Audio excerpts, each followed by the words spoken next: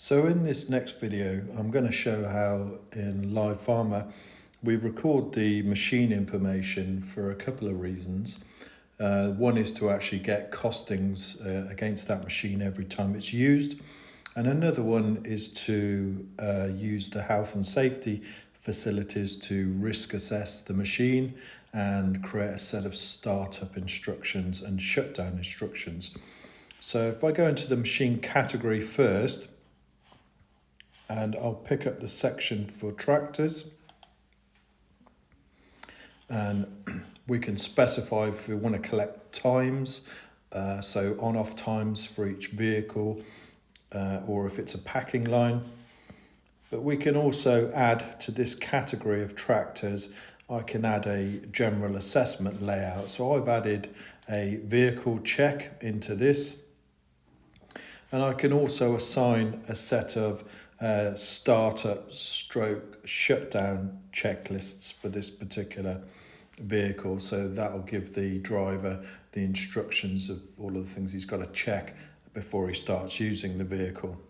So I'll just come back out of that section and I'll go into machines. So down in machines, this is where we add in our new machines. So I'll just click on the blue plus and choose my category. So by choosing my category, it then associates the machine with the relevant vehicle checks. So I'll choose tractors, and I'm going to add in Fendt tractor.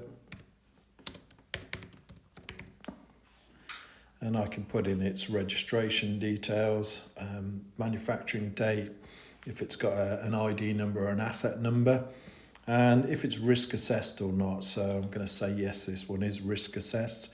I can give it a cost per hour, and we normally calculate that based upon its depreciation and its historical maintenance costs. So again, the cost method will be time. If you're using subcontractors, you can choose an area if they charge you by the area. And in this particular case, my size type would be in hours. I can give it an accounts code so the costings can be used in reporting, and I can assign this particular tractor to a particular farm or an area. I've got a reminder in there to show me when the registration is due, and if it's a drivable machine, so if you have to take it to site, you can associate a transport with it.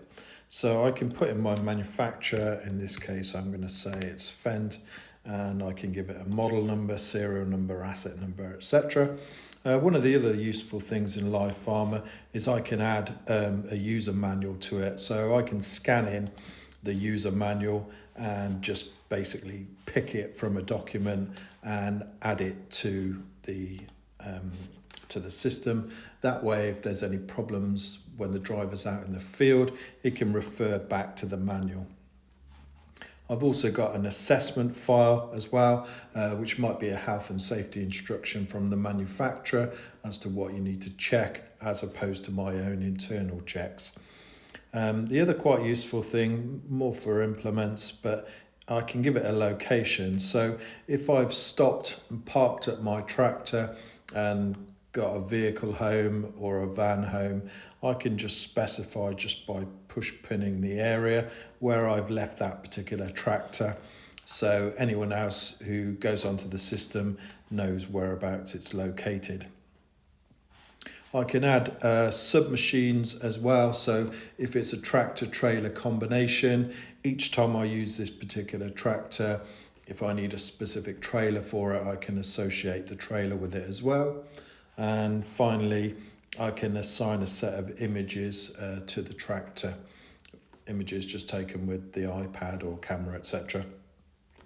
So I press the save button, and that's added in my machine, and I can now pick that machine for a series of tasks within the fields.